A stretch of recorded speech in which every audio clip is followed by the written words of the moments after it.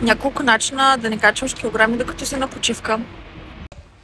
Съвет номер 1 би бил винаги да споделяш нещата, които си взимаш. По този начин ще лимитираш калориите, които приемаш до някаква степен. Надявам се да се чува, за жалост. Трябваше да се върна микрофона, който си бях взела предварително, защото не ми пасна. Не можах на време да си взема микрофон и се надявам да се чува, но съвет номер 1 е да споделяш храната, която купуваш. Съответно, всякакви такива пици, неща, които пасти, няма нужда да... Ще искаш да пробваш много неща, няма нужда всичко да взимаш и да го изяждаш изцяло, тъй като на такива места като Италия, примерно, и не само, човек до голяма степен прави също кулинарен туризъм. Колкото и да крачки да правим, няма как да изгорим приетите калории, защото, както знаем, на такива места вкусно е, доста е калорично и така. Така че споделяйте храната си с хората, с които сте.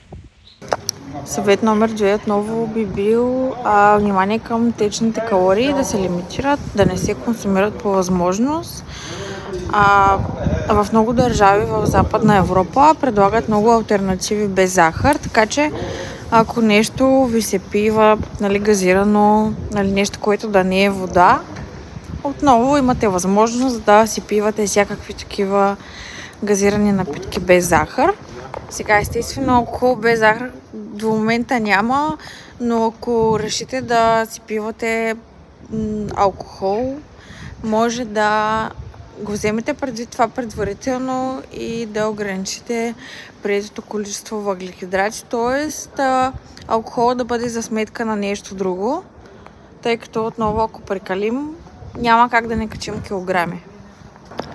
Съвет номер 3. Правете колкото се може повече крачки. Избягвайте използването на градски транспорт. По възможност отделяйте си време, вместо да отидете до някъде с автобус или да отидете просто пеш в рамките на града.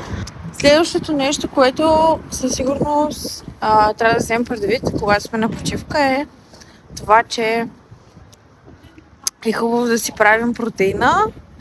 Тоест, освен всичките въглехидрати, които така или иначе минават през нас, е хубаво към тях да си имаме протеин, съответно, за да ни държи сити за по-дълго време, съответно да можем да балансираме храненията, които имаме така или иначе.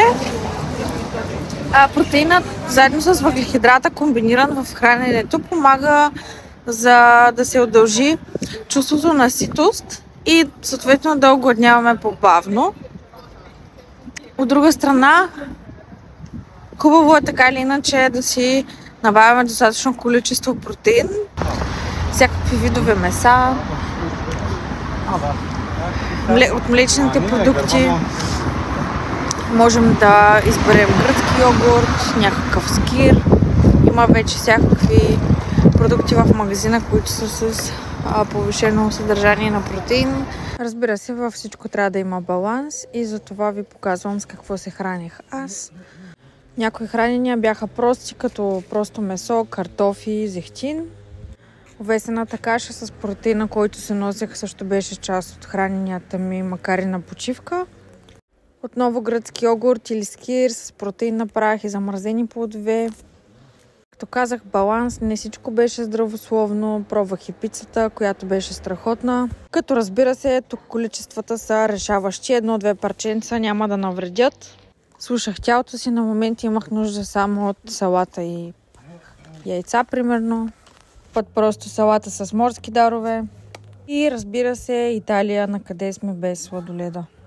Това беше от мен за този клип. Благодаря ви за вниманието. Абонирайте се за канала, може да харесате видеото, ако ви е допаднало. И до скоро!